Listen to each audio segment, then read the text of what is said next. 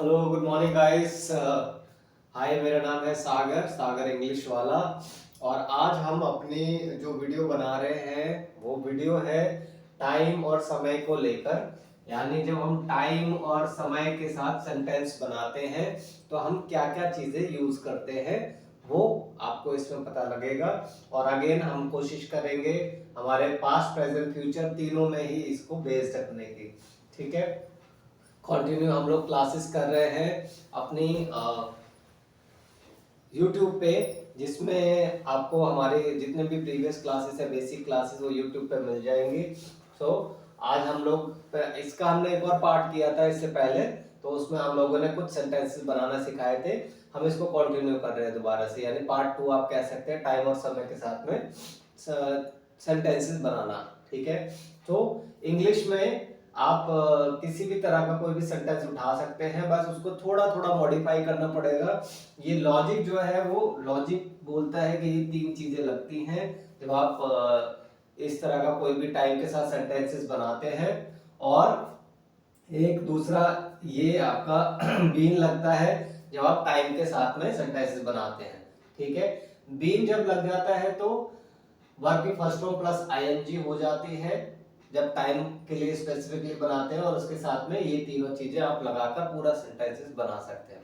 सो अगर मैं बात करूं कि मैं अगर टाइम के साथ में कोई भी सेंटेंसेस बना रहा हूं, फॉर एग्जांपल मैं 4 बजे से काम कर रहा हूं, 4 बजे से काम कर रहा हूं।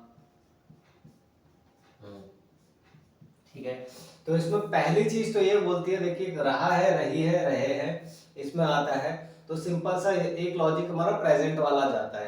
प्रेजेंट वाला लॉजिक क्या जाता है कि जिसमें इज एम आर लगा दो, वर्ब की फर्स्ट फॉर्म प्लस आईएनजी लगा दो, यानी आई वॉज वर्किंग फ्रॉम 3 o'clock। ठीक है, ये तो हो गया हमारे बोलचाल की लैंग्वेज, जिसमें अगर हम किसी को ये बोल रहे हैं कि I was working from 3 o'clock, which is okay, no problem, क्योंकि हमने अपने लैंग्वेज उस तक पहुंचानी है, हमने अपनी भाषा उस तक पहुंचानी है उसको ये समझाना है कि मैं आपसे क्या कहने की कोशिश कर रहा हूँ। ठीक है, तो हम हर बार ही बोलते हैं कि ग्रामेटिकली जब हम आते हैं, ग्रामेटिकली भी हमारे सेंटेंसेस ठीक होने चाहिए, पर वो लिखने के लिए तो हम स्पोकन इंग्लिश कर रहे हैं गाइस। तो इसके लिए मैं अभी आपसे माफी चाहूंगा कि हो सकता है कि बहुत सारे सेंटेंसेस ग्रामेटिकली आपके करेक्ट ना हो, बट मैं ये श्योर करता हूं कि आप स्पोकन इंग्लिश जब आप कर रहे हैं, जब आप बोलचाल की भाषा में आप किससे बात कर रहे हैं, तो वो आपकी लैंग्वेज को समझेगा और उसकी लैंग्वेज को आप समझोगे। तो इसलिए मैंने सिंस, फॉर और फ्रॉम भी इसमें लगाए हुए हैं, और has been, have been, had been भी मैं इसमें लगा रहा हूं। मैं क्यों लगा रहा हूं? क्योंकि एक्चुअल में यही सेंटेंसेस आपको पूरे इंग्लिश में सुनाई देंगे। आप जब सुनेंगे आप तो भी आपको समझना पड़ेगा कि वो क्या कहने की कोशिश कर रहा है, और आपको रिप्लाई करना पड़ेगा। और जब आप बोलेंगे तो आपको इन्हीं सेंटेंसेस को ध्यान में रखते हुए इस तरह के सेंटेंसेस बनाने पड़ेंगे। और आपके फिर रूल्स भी आगे आएंगे भाई, कि हमें बताया गया था रहा है, रही है, रहे हैं के लिए वर्ब की फर्स्ट फॉर्म प्लस आईएनजी लगाते हैं। इसलिए मैं दोनों को क्लब कर रहा हूं, मर्ज कर रहा हूं। आपको बस ये याद रखना है कि कंफ्यूज नहीं होना है। इंग्लिश ये कहता है कि मैं आपको बहुत सारे ऑप्शन दे रहा हूं। ठीक है, ऑप्शन मतलब मैंने ये भी ऑप्शन दे दिया, मैंने ये भी ऑप्शन दे दिया, आप जो मर्जी यूज कर लो भाई, आपको अपनी लैंग्वेज समझानी है दूसरे को। ठीक है, तो स्पोकन इंग्लिश में मेरा अपना लॉजिक, मेरा अपना फॉर्मूला ये बोलता है कि आपको ग्रामेटिकली कहीं अटकना नहीं है। ग्रामर आपको इसलिए दी गई है ताकि आप कोई भी चीज यूज करके अपनी लैंग्वेज को दूसरे तक पहुंचा सको। ठीक है, जब आप रिटर्न कर रहे होगे हो सकता है कि आपके मार्क्स कट जाए, पर जब हम आगे जाएंगे तो ग्रामेटिकली इनको करेक्ट कर सकते हैं, लेकिन जब हमें आएगा ही नहीं तो ग्रामेटिकली कहां से करेक्ट करेंगे हम लोग। तो हमें पहले वो सीखना है कि इसको कैसे बनाना है। ग्रामेटिकली अगर 1-2 नंबर कटेंगे तो कोई प्रॉब्लम वाली बात नहीं है, क्योंकि हम लोग जिंदगी मार्क्स के लिए नहीं बनी है। जिंदगी अगर सिर्फ मार्क्स तक खत्म रह जाती तो हो सकता है मुझे आज कहीं जॉब नहीं मिलती, या जितने भी मेहनत करने वाले लोग हैं वो लोग कुछ नहीं कर पाते। ठीक है, तो हमने क्या करनी है, पहले मेहनत करनी है अपने जिंदगी के लिए, अपने पूरी लाइफ के लिए इंग्लिश सीखनी है, और उसके बाद किसी एग्जाम के लिए या अपने आप को कहीं सही या गलत ठहराने के लिए इंग्लिश सीखनी है, वो हम बाद में भी कर सकते हैं, क्योंकि ग्रामेटिकली तो हम हमेशा से करते हुए आ रहे हैं, ग्रामर हम हमेशा से करते हुए आ रहे हैं। ग्रामर सिर्फ आपके मार्क्स में हेल्प करेगी कि आपके कितने मार्क्स आने, और आपके मार्क्स ये डिसाइड नहीं करते हैं कि आप अपनी लाइफ में क्या करने वाले हो। तो life is a different and ये spoken English is different. Spoken English आपकी पूरी लाइफ के लिए है, ठीक है। तो आप उसको कैसे यूज करोगे, उसके डिफरेंट फॉर्मूलाज हैं, वो आप बिल्कुल लिखे पढ़े फॉर्मूला की तरह नहीं कर सकते हैं। हाँ, आप उनको करेक्ट कर सकते हैं, बट एक बार आपको इंग्लिश आ जाए तब, ठीक है। तो हम लोग आगे बढ़ते हैं, अपने इस टाइम फॉर्मूला के थ्रू इंग्लिश बोलने का प्रयास करते हैं। कहां पर क्या लगेगा वो भी हम लोग कोशिश करते हैं आपको समझाने की, ठीक है। तो मैं बात करता हूं कि मैं 4 बजे से काम कर रहा हूं। अब एक बात तो ये आती है कि मैं 4 बजे से काम कर रहा हूं, यानी बहुत पास्ट की बात थी कि पास्ट में काम शुरू किया था और अभी तक कर रहा हूं। तो दो चीजें कोलैब हो रही है, दो चीजें मिल रही हैं कि मैंने पास्ट में काम शुरू किया और अभी मैं काम कर रहा हूं, ठीक है। तो दोनों चीजें एक साथ मिक्स मर्ज हो रही है। पहली चीज, ये पहला लॉजिक है।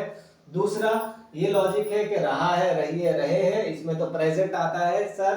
तो प्रेजेंट आता है, तो अगर मैं ये बोलूं कि आई एम वर्किंग फ्रॉम 3 o'clock, यानी मैं 3 बजे से काम कर रहा हूं।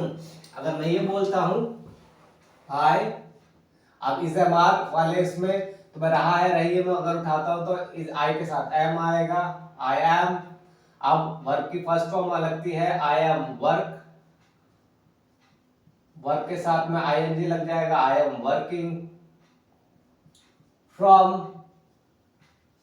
3 o'clock।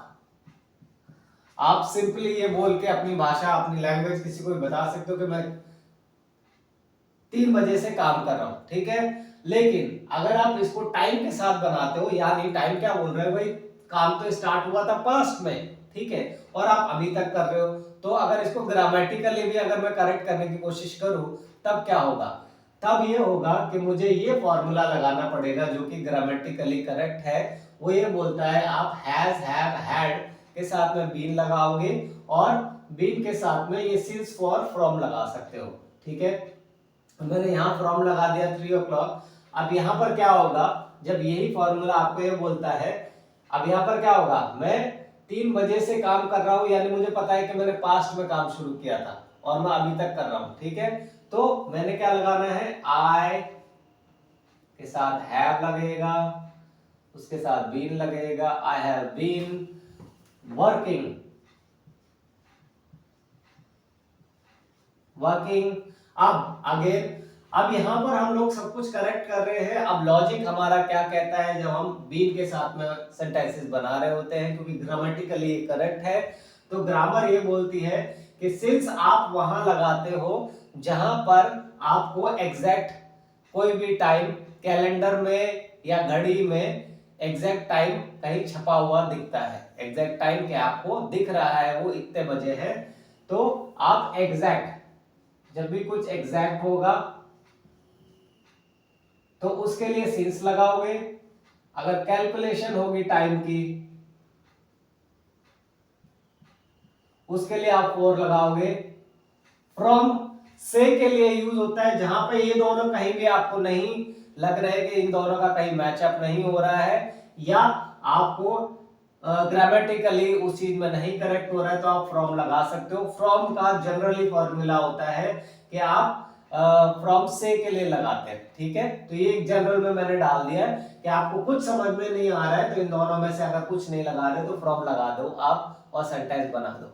आपका मेन काम है अपनी लैंग्वेज को दूसरों को बताना, या अगर आप लिख भी रहे हो तो इंडिया में वो नॉर्मली आपको अगर ग्रामेटिकली आप करेक्ट नहीं होते हो बट आप वो फ्रॉम से के लिए लगा रहे हो तो वो समझ जाते हैं कि आप से के लिए कुछ बात कर रहे हो। मेन आपका पूरा के पूरा लाइन, पूरा के पूरा ग्राफ, पैराग्राफ जो भी आपने बनाया है वो डिपेंड करता है, वो अगर करेक्ट है तो इसमें मार्किंग आपकी हो सकता है वो करेक्ट हो जाए, ठीक है। ग्रामेटिकली नहीं लेकिन नॉर्मली हो जाती है, क्योंकि कई जगह पे लॉजिक काम ही नहीं करता है। वो आप देखोगे जब आप इंग्लिश बोलते रहोगे, इंग्लिश बोलना सीखोगे तो वहां पर कई जगह पे लॉजिक ही काम नहीं करेगा, ठीक है। तो जहां लॉजिक हमारा काम ना करे वहां का क्या काम करेगा, फ्रॉम।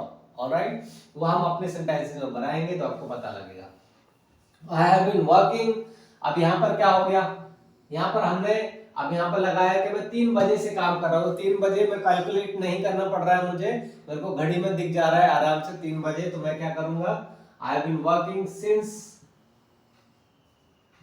3 o'clock। अब मैंने अगर बोला कि मैं 3 महीने से काम कर रहा हूं, I have been working since 3 months, ठीक है। अगर मैंने बोला कि मैं 1995 से काम कर रहा हूं, I have been working since 1995। इस तरीके से आप तीनों सेंटेंसेस, अगर आपको कुछ भी एग्जैक्ट टाइम डेट मिल रही है तो आप उसको सिंस के साथ में बनाओगे। ये ग्रामेटिकली भी करेक्ट है दोस्तों, तो आप ये फॉर्मूला लेके चल सकते हो, बट आपको अटकना नहीं है। ग्रामर ये नहीं कहती है आपको कि आप अटको, बिकॉज हमारी वो लैंग्वेज नहीं है, तो हमें अटकना नहीं है। आपको सिंस याद नहीं आ रहा है, आपको जो याद आ रहा है आप उसके थ्रू वो फॉर्मूला लगा के आप अपनी इंग्लिश बोलोगे, ठीक है। So I am working from 3 o'clock, ये भी हो सकता है आई वॉज वर्किंग फ्रॉम 3 o'clock, मैं 3 बजे से काम कर रहा था। अगर ठाते थी में आएगा तो वॉज वर्क के साथ में फ्रॉम लगा सकते हो। आई was working from 3 o'clock, I was work, मैं 3 बजे से काम कर रहा था, आई वॉज वर्किंग फ्रॉम 3 o'clock। इस तरीके से भी आप बोल सकते हो, ठीक है। तो इस से के लिए हमने यहाँ पर ये फ्रॉम लगा दिया। अगर हमें कुछ नहीं समझ में आया, आई हैव बीन 3 o'clock, अगेन अगर हम टाइम फॉर्मूले की बात कर रहे हैं तो भाई मैं 3 बजे से काम कर रहा था, I have been working since 3 o'clock, मैं 3 बजे से काम कर रहा हूं, I have been working since 3 o'clock, ठीक है। तो इस तरीके से आप हैज हैव बीन के साथ में लगा के ये फॉर्मूला कर सकते हो। इसको थोड़ा सा और एलाबोरेट करते हैं। अगर मैं ये बोलूं कि मैं 3 बजे काम करूंगा तो उसमें क्या हो जाएगा, I will work from 3 o'clock। मैं अब ये फ्यूचर की बना रहे हैं हम इंग्लिश, याद रखना विल के साथ में आगे की, मैं 3 बजे से काम करूंगा, मैं 3 बजे से काम करूंगा। अब एक तो ये कह रहा है कि भाई मैं 3 बजे आने वाला 3 बजे उसमें काम करूंगा, और आगे की आ गया तो अगेन आई विल वर्क, इसके साथ में वर्ब लगेगी, I will work from 3 o'clock, 3 बजे से काम करूंगा। अगेन कुछ समझ में नहीं आया तो फ्रॉम लगा दिया, ठीक है। फ्यूचर के लिए हमने फ्रॉम लगा दिया। अब चीजें अलग अलग हो सकती हैं, फ्यूचर के लिए हम फ्रॉम लगा दिया। अब यहां पर कैलकुलेशन की अगर मैं बात करूं कि अगर मैं बोलूं मैं 3 घंटे काम करूंगा, तो 3 घंटे काम करूंगा उसमें क्या हो गया, आप कैलकुलेशन आ गई, मैं 3 घंटे काम करूंगा। अब मैंने क्या बोला था कि जहां पे कैलकुलेशन आ जाएगी 1 2 3 कैलकुलेशन की बात हो रही है, तो वहां पर क्या होगा, 4 हो जाएगा। I will work for 3 hours। यानी अगर हम नॉर्मली इसको थोड़ा सा लैंग्वेज चेंज करने की कोशिश करें कि मैं 3 घंटे के लिए काम करूंगा, वो ये कहना चाह रहा है, तो इसलिए 4 मतलब के लिए हो जाता है। तो अगर आप देखोगे हिंदी में 4 किसके लिए यूज होता है, के लिए।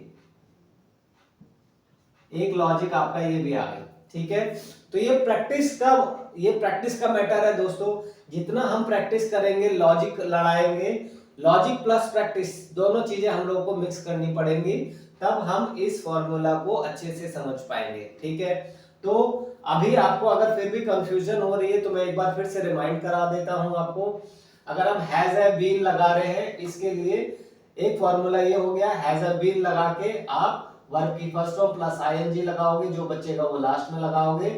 सिंस ये कहता है कि आपको कोई भी टाइम अगर कैलेंडर में दिख रहा है जैसे 1995, 1996, या कोई मंथ दिख रहा है कि दिसंबर, जनवरी, फरवरी, या आपको कोई डेट दिख रही है कि मैं 10 तारीख को करूंगा, 20 तारीख को करूंगा, ठीक है, इतने अक्टूबर, इतने नवंबर, तो एग्जैक्ट, और ऐसे कोई टाइम 3 बजे, ठीक है, पूरे घड़ी में जो टाइम दिख रहा है, अगर एग्जैक्ट टाइम दिख रहा है उसके लिए सिंस लगाना है। बट सिंस आप हमेशा याद रखना कि आप मोस्टली यूज करो हैज के साथ, हैव के साथ, बीन के साथ में, जहां पे कंटिन्यू बहुत पहले से काम होता हुआ आ रहा है, ठीक है, पहले से काम होता हुआ आ रहा है, और उसको मैं डिस्क्राइब कर रहा हूं कि मैं बचपन से, मतलब लॉन्ग ड्यूरेशन, आप इसमें भी कह सकते हो, एक होता है long duration. Since long duration के लिए ये भी एक लॉजिक है कि आप कोई भी लॉन्ग ड्यूरेशन होगी, एक तो एग्जैक्ट हो गया, इसके साथ लॉन्ग ड्यूरेशन, बहुत पुरानी ड्यूरेशन जो है उस ड्यूरेशन को मैच कर रहे हो आप, और एग्जैक्ट है तो उसको, अब दोनों को मैच हो जाते हैं, एक तो पुरानी बहुत लॉन्ग ड्यूरेशन की भी बात हो रही है, और एग्जैक्ट भी कोई एग्जैक्ट बता रहे हो कि उतने ड्यूरेशन से और अब तक आप कोई चीज बता रहे हो, तो वो उसमें सिंस लग जाएगा। तो ये दो लॉजिक आपको याद रखने हैं और इसकी प्रैक्टिस करनी है, ठीक है। ये एकदम आपको ग्रामेटिकली भी करेक्ट होगा, हैज हैव बीन के साथ में आप ये लगाना, और क्योंकि वो कंटिन्यू हो रहा है, एक तो हैज हैव बीन है, हैज हैव बीन क्या बोलता है, देखो लॉजिक समझने की कोशिश करो। हैज हैव हैड हमारा एक तो पास्ट हो गया, ठीक है, पहला लॉजिक ये हो गया। बीन का मतलब ये हो गया, बीन के बहुत कोई पुरानी चीज कंटिन्यू होती जाए, बीन बजाना, लंबी बीन बजाना, ठीक है, तो लंबी बीन बजाना मतलब वो कंटिन्यू हो रही है, और यहाँ पर भी आईएनजी हमें कंटिन्यू कर रहा है, यानी शुरू हुआ था पास्ट से, अभी तक लंबा चल रहा है, और उसके साथ में वो कंटिन्यू हो रहा है अभी भी, ठीक है, पास्ट से शुरू हुआ, लंबी बीन, अभी तक बीन बज रही है, उसकी लंबी चलती हुई आ रही है, और कंटिन्यू हो रहा है, अभी भी कंटिन्यू हो रहा है, ठीक है। तो ये आपका लॉजिक हो सकता है, आप थोड़ा सा इसमें लॉजिक लड़ाने की कोशिश कीजिए। हैज हैव हैड पास्ट है, बीन मतलब लंबे चलती हुई आ रही है, बीन बज रही है बहुत देर से, और आईएनजी अभी भी कंटिन्यू हो रहा है, कोई भी चीज कंटिन्यू करने के लिए आईएनजी लगाते हैं, रहा है, रही है, तो ये तीनों का जो मिक्सचर होता है उसमें आप अपने सेंटेंसेस हैज हैव बीन के साथ बना सकते हैं, has have been, had been, ठीक है, और वहां पर आप आईएनजी लगा सकते हैं, दोनों का मिक्सअप हो जाएगा। उसके बाद आप सिंस, फॉर और फ्रॉम लगा सकते हैं। सिंस मैंने बता दिया, लॉन्ग ड्यूरेशन, एग्जैक्ट आएगी, कैलकुलेशन करना पड़ेगा तो फॉर, जहां ये दोनों नहीं होता, लॉजिक आपको कुछ समझ में नहीं आ रहा, वहां फ्रॉम लगाना है, ओके, इजी है, यानी से के लिए।